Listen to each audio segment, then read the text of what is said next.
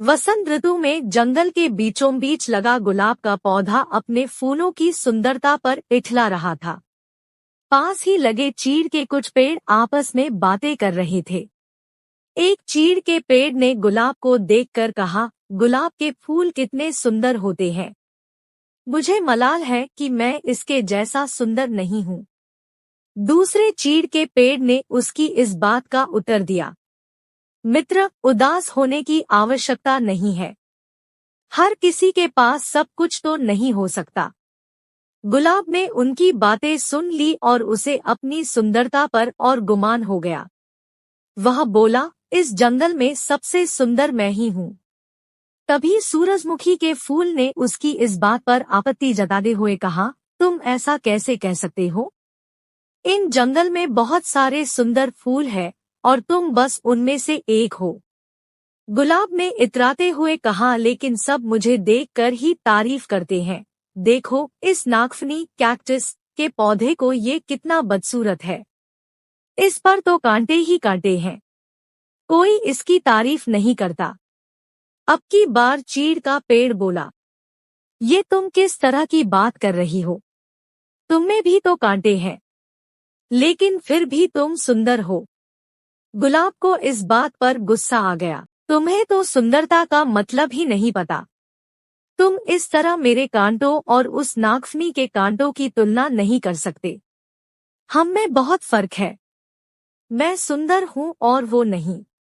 तुम में घमंड चढ़ गया है गुलाब। इतना कहकर चीड़ के पेड़ ने अपनी डालियां दूसरी ओर झुका ली। इन सबके बीच नागफनी का पौधा चुपचाप रहा, लेकिन गुलाब ने गुस्से में अपनी जड़ें नागफनी के पौधे से दूर हटाने की कोशिश की, लेकिन ऐसा संभव नहीं था।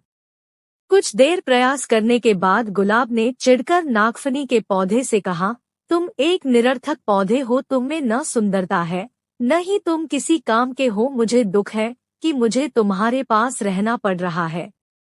गुलाब की बात सुनकर नागफनी को दुख हुआ और वह बोला, भगवान ने किसी को भी निरर्थक जीवन नहीं दिया है। गुलाब ने उसकी बात अनसुनी कर दी। मौसम बदला और वसंत ऋतु चली गई। धूप की तपिश बढ़ने लगी और पेड़ पौधे मुरझाने लगे। गुलाब भी मुरझाने लगा। एक दिन गुलाब ने देखा कि एक चिड़िया नागफनी के पौधे पर चोंच गड़ाकर बैठी है। कुछ देर बाद वह चिड़िया वहां से उड़ गई। वह चिड़िया ताजगी से भरी लग रही थी। गुलाब को ये बात समझ नहीं आई कि वह चिड़िया नागफनी पर बैठकर क्या कर रही थी। उसने चीड़ के पेड़ से पूछा, ये चिड़िया क्या कर रही थी? चीड़ के पेड़ ने कहा, ये चिड़िया नागफनी के पौधे से पानी ले रही है। गुलाब ने पूछा, ओह, लेकिन क्या इसके चोंच गड़ाने से नागफनी को दर्द नहीं हुआ होगा? चीड़ के पेड़ ने उत्तर दिया, अवश्य हुआ होगा, किंतु दयालु नागफनी चिड़िया को तकलीफ में नहीं देख सकता था। गुलाब उदास हो गया। ओह, तो इस गर्मी में नागफनी के पास पानी है। मैं तो पानी के बिना सूख रहा हूँ। चीड़ के पेड़ ने सलाह दी, तुम नागफनी से मदद क्यों नहीं मांगते? वह अवश्य तुम्हारी मदद करेगा। चिड़िया अपनी चोंच में भरकर तुम्हारे पास ले आएगी। गुलाब नागफनी से कैसे मदद मांगा?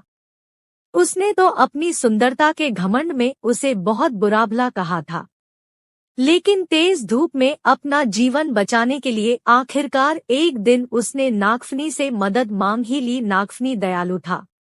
वह मदद के लिए फौरन राजी हो गया।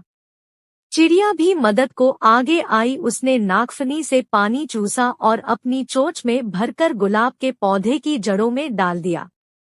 गुलाब का पौधा फिर से तरोताजा हो गया।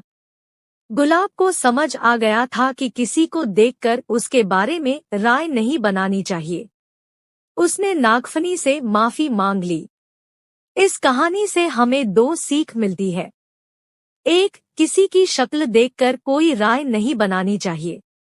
इंसान की बाहरी सुंदरता नहीं, बल्कि आंतरिक सुंदरता मायने रखती है।